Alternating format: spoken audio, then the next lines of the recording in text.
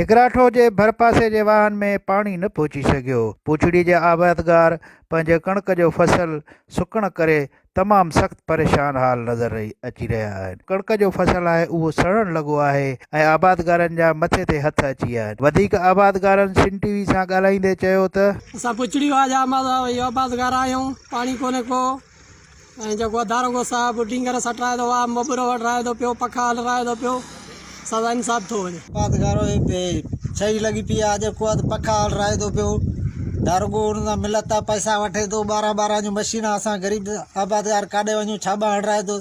सरकारी बुबर जेके आहिनि कपराए इहे सटराए थो, मंझे वण कपराए सटराए थो। असां वटि 10 महीने जो कणिक पोखियल आहे, पाणी न आहे पुॻो अञा।